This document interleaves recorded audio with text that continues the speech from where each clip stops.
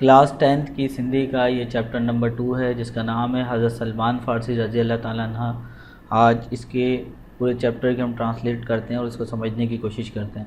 حضرت سلمان فارسی رضی اللہ تعالیٰ عنہ رسول اکرم صلی اللہ علیہ وآلہ وسلم جن جو ہک نامور صحابی تھی گزریو آہے۔ حضرت سلمان فارسی اصفہان جی ہک گوٹ میں جاؤ ہو سندس پیو ہک ہاری ہو۔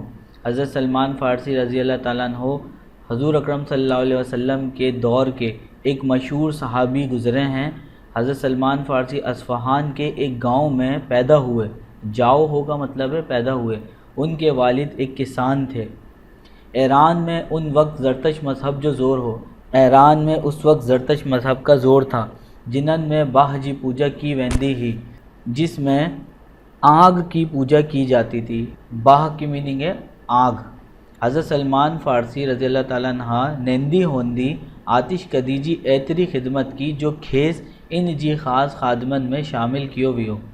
حضرت سلمان فارسی رضی اللہ تعالیٰ عنہ نے بچپن سے آتش کدی کی اتنی خدمت کری کہ اس نے انہیں اپنے خاص خادموں میں شامل کر لیا۔ ہک بھیری حضرت سلمان رضی اللہ تعالیٰ عنہ کی سندس پیو بنی تی کنہن کم سا موکلیو، واٹ تے عیسائین جو کلسائیون ہیون جتے اہی عبادت کرے رہیا ہیا۔ انہن جی عبادت جی طریقے کا حضرت سلمان ڈاڈو متاثر تھیو۔ پاڻ عیسائی مذہب بابت انہن کا معلوم کیائن۔ انہن کھیس شام ملک جو ڈس ڈنو جتے عیسائی مذہب جو مرکز ہو۔ ایک باری حضرت سلمان رضی اللہ تعالیٰ عنہ کو ان کے والد نے کھیتوں میں کسی کام سے بھیجا۔ بنی کا مطلب ہے یہاں پر کھیت، پیو کا مطلب ہے والد صاحب یا باپ۔ وہاں عیسائیوں کی عبادت گاہیں تھیں جہاں وہ عبادت کیا کرتے تھے۔ ان کے عبادت کے طریقے سے حضرت سلمان فارسی بہت متاثر ہوئے۔ ڈاڈو کا مطلب ہوتا ہے بہت زیادہ اور گھڑوں کا مطلب بھی ہوتا ہے زیادہ۔ آپ نے عیسائی مذہب کے بارے میں معلوم کیا تو انہوں نے ملک شام کا پتہ بتا دیا جہاں عیسائی مذہب کا مرکز تھا۔ حضرت سلمان فارسی کی بنی تا مٹندی دیر تھی وئی ہی۔ حضرت سلمان فارسی کو کھیتوں سے واپسی پر دیری ہو گئی، یعنی دیر ہو گئی۔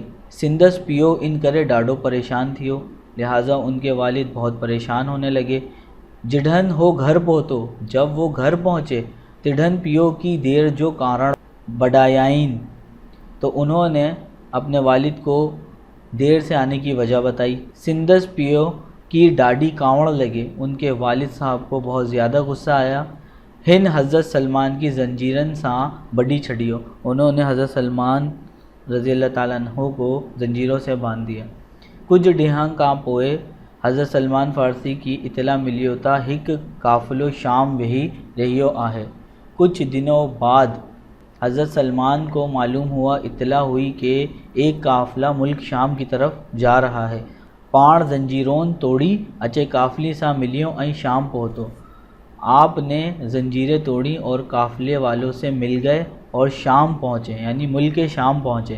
اتے ہو ہک عیسائی پیشوا سا ملیو، وہاں وہ ایک عیسائی امام صاحب سے ملے۔ جتا نصیبن ماں تھیندو ہموریوں میں ہک بزرگ وٹ پہنچو۔ پھر یہ جگہوں کے نام ہے، نصیبن سے ہوتے ہوئے ہموریوں میں ایک بزرگ کے پاس پہنچے حضرت سلمان فارسی۔ حضرت سلمان رضی اللہ تعالیٰ عنہ اتے گج عرصو رہیو۔ حضرت سلمان وہاں کچھ عرصے رہے۔ اتے پاڻ پوریو کرے بکریون ऐं ردون خرید کیون، وہاں انہوں نے محنت کی۔ پوریو کا مطلب ہے محنت۔ بکریون اور ردیون خریدی۔ ردیون کہتے ہیں بھیڑ بکری، یعنی بکریون تو یہاں بتا دیا ہے، ردیون کا مطلب ہے بھیڑ۔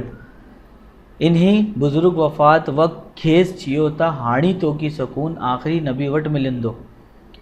وہی بزرگ اب وفات کرتے وقت انہیں کہہ رہے تھے کہ اب آپ کو جو سکون ہے وہ آخری نبی کے پاس ملے گا، جے کو ہجرت کرے یثرب اندو، جو ہجرت کر کے مدینہ آئیں گے۔ یثرب مدینہ کو کہتے ہیں۔ سندس نشانیون ہی آہن، ان کی نشانیاں یہ ہوں گی۔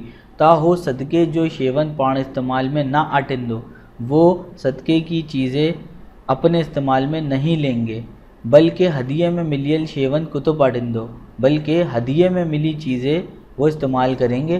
سندس بنی کلہن جی وچ تی نبوت جی مہر ہوندی، ان کے بازوؤں کے درمیان یعنی سینے پر نبوت کی مہر ہوگی، جس سے واضح ہوگا کہ وہ نبی ہیں۔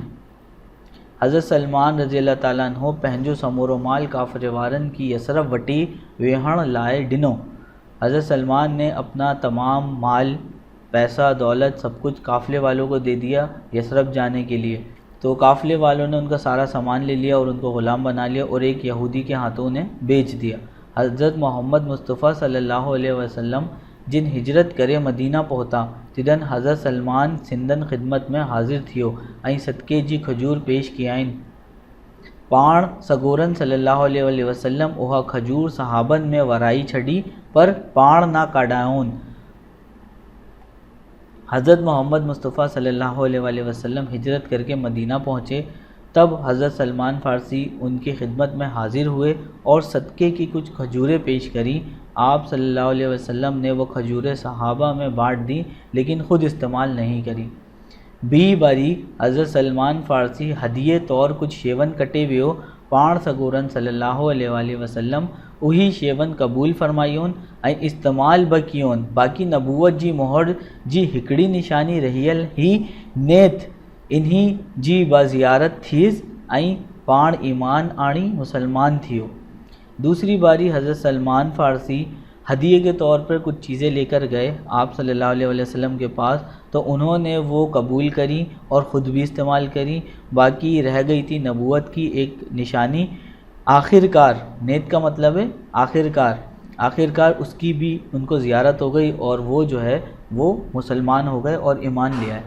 کچھ وقت کہاں پوئے حضرت سلمان رضی اللہ تعالیٰ عنہ رسول اکرم صلی اللہ علیہ وسلم ऐं صحابن جی مدد سا پہنجی قیمت ادا کری آزاد تھیو۔ کچھ وقت کے بعد حضرت سلمان رسول اکرم صلی اللہ علیہ وسلم اور صحابہ کی مدد سے اپنی قیمت ادا کر کے آزاد ہو گئے۔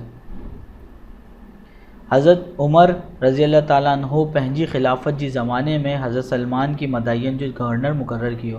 حضرت عمر رضی اللہ تعالیٰ عنہ نے اپنے زمانے میں اپنی خلافت میں یعنی جب ان کی حکومت رائج تھی تب اس دور میں حضرت سلمان فارسی کو مدعین کا گورنر بنایا۔ مدعین ایک جگہ کا نام ہے۔ گورنر تھیण کا پوئے بس اندس طبیعت میں کنہن قسم جو تھیڑو کونا آیو۔ گورنر بننے کے بعد بھی ان کی طبیعت میں کسی بھی قسم کی کوئی تبدیلی نہیں آئی۔ اسلامی احکامن جی پوری طرح پیروی کرن سا گڈ اسلامی تعلیم کی عام کرن لائے نہایت گھڑیون کوششوں ورتائیں۔ اسلامی احکاموں کی پوری طرح پیروی کرنے کے ساتھ ساتھ اسلامی تعلیم کو عام کرنے کے لیے انہوں نے بہت کوششیں کری۔ گھڑیون کا مطلب یہاں پہ بہت زیادہ ہے، گڈ کا مطلب ساتھ ہے۔ سن 37 ہجری میں اسلام جی ہند مجاہد مرد 80 سالن جی عمر میں وفات کی۔